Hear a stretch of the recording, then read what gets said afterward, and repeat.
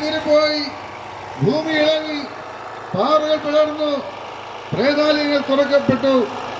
ശരാധിപനെല്ലാം കണ്ട് ദൈവത്തെ സ്തുതിച്ചുകൊണ്ട് ഈ മനുഷ്യൻ യഥാർത്ഥത്തിൽ നീതിമാനായിരുന്നു എന്ന് വിളിച്ചു പറഞ്ഞു. കണ്ടു നിന്നിരുന്നവർ മാറത്തടിച്ചുകൊണ്ട് മടങ്ങിപ്പോയി. 12ാം സ്ഥലത്തിന്റെ വിചിന്തനം നൽകുവാനായിട്ട് സെൻട്രസ് അധ്യാപിക ജാസ്മിൻ റോഷൻ അനിത്തോട്ടത്തിനെ സ്നേഹപൂർവ്വം ക്ഷണിക്കുന്നു. സൗകര്യങ്ങൾക്കായി സത്യം വളച്ചൊടിക്കപ്പെടുന്ന കാലം. ലോകത്തിന്റെ രാജസദസ്സിൽ സത്യം പലപ്പോഴും തിരസ്കരിക്കപ്പെടുന്നു. എന്നാൽ ജനപ്രിയമല്ലാത്തപ്പോഴും ശരിയായത് മാത്രം തിരഞ്ഞെടുക്കുവാൻ നമ്മെ വിളിച്ച യേശുവിൻ്റെ പീഡാനുഭവ വഴികളിലൂടെ നീങ്ങി ഇപ്പോൾ നമ്മൾ കുരിശിൻ്റെ വഴിയിലെ 12ാം സ്ഥലത്ത് എത്തി നിൽക്കുകയാണ്. യേശു പറഞ്ഞു, പിതാവേ, അങ്ങയുടെ കരങ്ങളിൽ എൻ്റെ ആത്മാവിനെ സമർപ്പിക്കുന്നുവെന്ന്. മനുഷ്യ ചരിത്രത്തിലെ ഏറ്റവും പവിത്രമായ നിമിഷം. ദൈവപുത്രൻ തകർന്നും രക്തം വാർന്നും സ്വർഗത്തിനും ഭൂമിക്കുമിടയിൽ തൂങ്ങിക്കിടക്കുന്നു. സൂര്യൻ മറഞ്ഞു, ഉച്ചനേരം ഇരുട്ടായി. അതെ, ഇന്ന് ലോകം മുഴുവൻ്റെയും ശ്രദ്ധ കുരിശിലേക്ക് മാത്രം ആകർഷിക്കപ്പെടുന്ന ദിനമാണ്. നമുക്കറിയാം, കൊടും കുറ്റവാളികൾ കുരിശിൽ കിടന്നു മരിച്ചാൽ അവൻ്റെ രക്തം ഭൂമിക്ക് ശാപമായി മാറും എന്ന സങ്കല്പത്തിൽ നിന്നാണ് ഈ കഴുമരം രൂപപ്പെട്ടത്.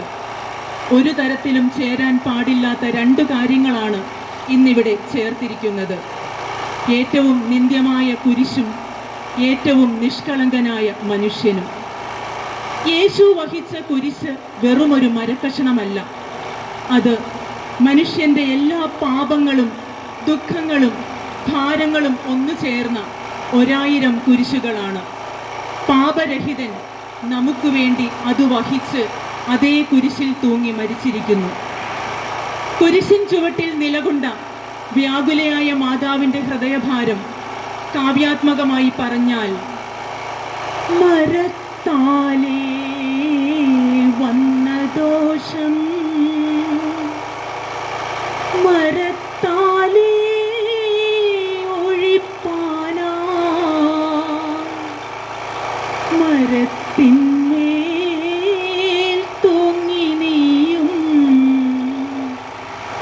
മരിച്ചോ പുത്ര.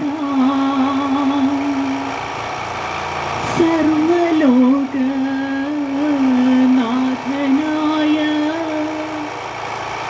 നിൻമരണം കണ്ട നേരം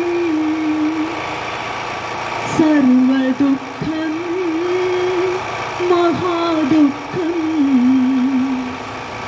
സർവതും ദുഃഖം.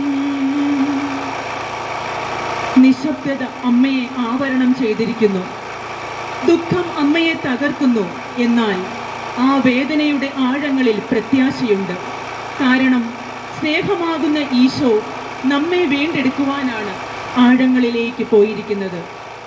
തൻ്റെ ക്ഷതങ്ങളാലാണ് അവിടുന്ന് നമ്മെ സുഖപ്പെടുത്തിയിരിക്കുന്നത്. ഇവിടെ നിന്നും മുന്നോട്ട് നീങ്ങുമ്പോൾ കുരിശിൻ്റെ വേദനകളും സങ്കടങ്ങളും മറികടന്ന് അതിനെ അതിജീവിച്ച യേശുവിനെയാണ് നാം പ്രാർത്ഥനയോടെ ഓർക്കേണ്ടത്. സഹനത്തിൻ്റെ പവിത്രത നമ്മെ പഠിപ്പിച്ചവൻ. നമുക്കുണ്ടാകുന്ന കുരിശുകളും അർത്ഥശൂന്യമല്ല. അവയെ വെറുക്കാതെയും ശപിക്കാതെയും രക്ഷാകരമാണെന്ന് മനസ്സിലാക്കി നമുക്കും മുൻപോട്ട് നീങ്ങാം. എനിക്കൊരു മാമോദീസ മുങ്ങുവാനുണ്ട്. അത് പൂർത്തിയാകുന്നതുവരെ ഞാൻ അസ്വസ്ഥനാകുന്നു. കർത്താവേ, അങ്ങ് ആഗ്രഹിച്ച മാമോദീസ അങ്ങ് മുങ്ങിക്കഴിഞ്ഞു. അങ്ങേ ദഹനബലി അങ്ങ് പൂർത്തിയാക്കി. എൻ്റെ ബലിയും ഒരിക്കൽ പൂർത്തിയാകും. ഞാനും ഒരു ദിവസം മരിക്കും. അന്നങ്ങേ പോലെ പ്രകാരം പ്രാർത്ഥിക്കുവാൻ എന്നെ അനുവദിക്കണമേ. എൻ്റെ പിതാവേ, ഭൂമിയിൽ ഞാൻ അങ്ങേ മഹത്വപ്പെടുത്തി. എന്നെ ഏൽപ്പിച്ചിരുന്ന ജോലി ഞാൻ പൂർത്തിയാക്കി. ആകയാൽ അങ്ങേ പക്കൽ എന്നെ മഹത്വപ്പെടുത്തണമേ. സ്വർഗസ്ഥനായ ഞങ്ങളുടെ പിതാവേ, അങ്ങയുടെ നാമം പൂജിതമാകണമേ. അങ്ങയുടെ രാജ്യം വരണമേ. അങ്ങയുടെ തിരുമനസ്സ് സ്വർഗത്തിലെ പോലെ ഭൂമിയിലുമാകണമേ. ആഹാരം ഇന്ന് ഞങ്ങൾക്ക് തരണമേ. ഞങ്ങളോട് തെറ്റിയുന്നവരോട് ഞങ്ങൾ ക്ഷമിച്ചിരിക്കുന്നത് പോലെ ഞങ്ങളുടെ തെറ്റുകൾ ഞങ്ങളോട് ക്ഷമിക്കണമേ. ഞങ്ങളെ പ്രലോഭനത്തിൽ ഉൾപ്പെടുത്തരുതേ, തിന്മയിൽ നിന്ന് ഞങ്ങളെ രക്ഷിക്കണമേ. അറിയമേ, സുസ്ഥീ, കർത്താവ് അങ്ങയുടെ കൂടെ സ്ത്രീകളിൽ അങ്ങനെ ഗ്രഹിക്കപ്പെട്ടവളാവുന്നു. അങ്ങയുടെ ഉദരത്തിൻ ഫലമായി ഈശോ അനുഗ്രഹിക്കപ്പെട്ടവനാവുന്നു. പരിശുദ്ധ മറിയമേ തമ്പുരാന്റെ അമ്മേ, പാപികളായ ഞങ്ങൾക്ക് വേണ്ടി ഇപ്പോഴും ഞങ്ങളുടെ മരണസമയത്തും തമ്പുരാനോട് അപേക്ഷിക്കണമേ. കർത്താവേ അനുഗ്രഹിക്കണമേ. പരിശുദ്ധ മാതാവേ, ക്രിസ്തുനായ പാവം തിരുമുറിവുകൾ ഞങ്ങളുടെ ഹൃദയങ്ങളിൽ പതിപ്പിച്ചുറപ്പിക്കണം.